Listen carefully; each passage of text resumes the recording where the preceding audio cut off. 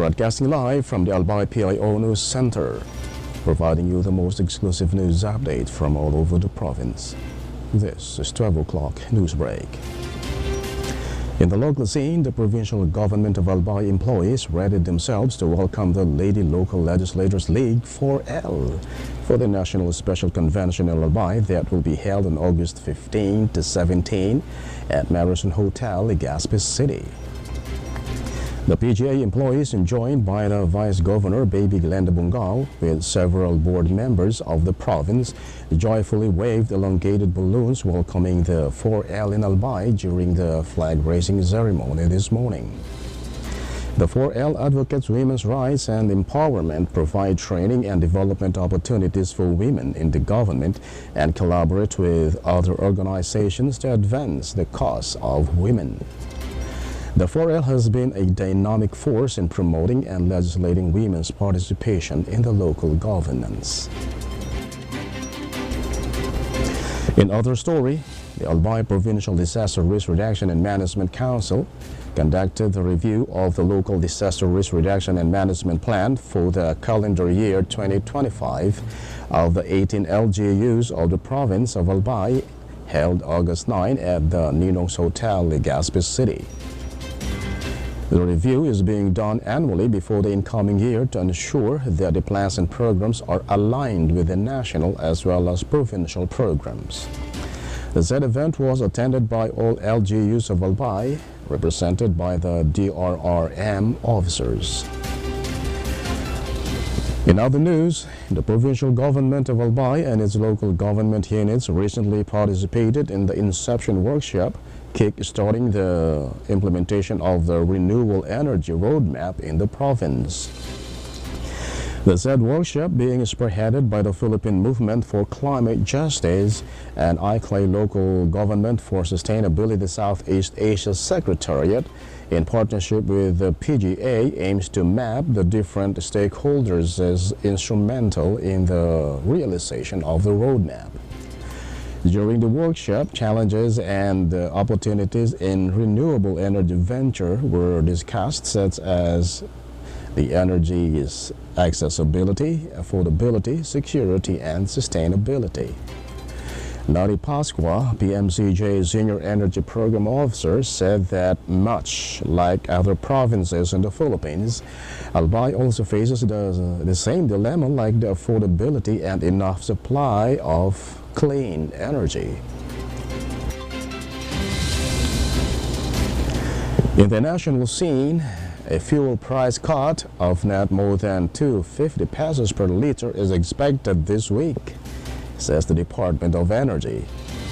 According to Director of the DOE's Oil Industry Management Bureau, Rodela Romero, the prices of gasoline may decrease by 2.30 pesos to 2.50 pesos per liter.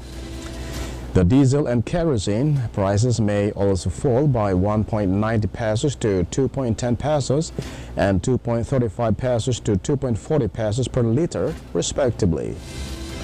Meanwhile, UniOil released an advisory over the weekend announcing a price drop of 1.80 pesos to 2 pesos per liter of diesel and 2.10 pesos to 2.30 pesos price reduction per liter in gasoline.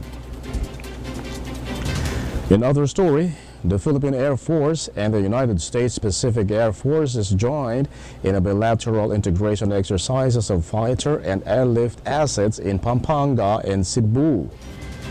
According to Philippine Air Force Public Affairs Office Chief Colonel Maria Consuelo Castillo, the said exercises is dubbed as Iron Blade, was a manifestation of the Phil-US strong and enduring partnership and their commitment to regional security and stability. Two Philippine FA-50P-8 fighter aircraft, two U.S. Air Force FA-22S, and a U.S. Air Force C-130 Hercules transport aircraft were involved in the said bilateral integration exercises. It is part of the PACAV's redeployment activities following its participation in the Pitch Black exercises, which took place in Australia. In other news, The local government unit of Santa Maria, Bulacan has ordered the temporary closure of a steel plant for allegedly violating environmental laws. The High-Tension Industrial Corporation had been forced to cease its operation after failing to file an annual income tax return last year and secure a permit to operate from the Environmental Management Bureau and a building or occupancy permit from the town's building official.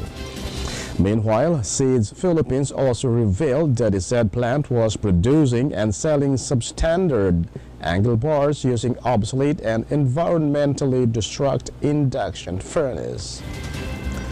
The use of such has become controversial since China banned it in 2017 because of environmental concerns. Currently, a notice of closure has been already placed on the plant's gate along with its violations.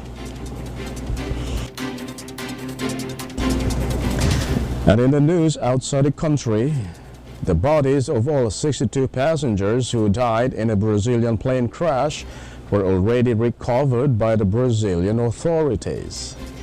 The incident was caught on video showing the ATR 7500 plane operated by airline Vopaz spinning downward before it finally crashed into the residential area in Veneto.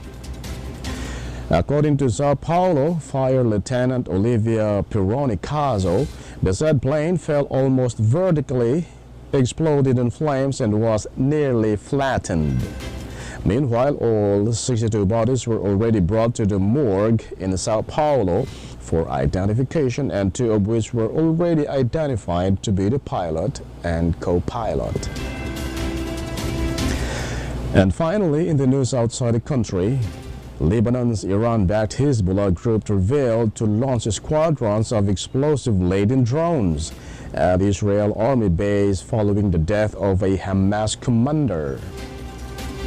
The group said that they launched the drones at the Mitzvah Elon base as a response to the Israeli attack in the city of Sidon. It was found that it was the first time that the Hezbollah group targeted the said base. And that's all for the 12 o'clock news break, August 12, 2024. We'll be right back tomorrow for more news updates. And thanks to our 12 o'clock news break writer, Albay Lurejo, and on the technical side, Chad Bobis. And of course, our Provincial Information Officer, Mary Luduca Castillo. And under the supervision of our Governor, Edsel Grace Lagman, I am Greg Hallare. Thank you for subscribing.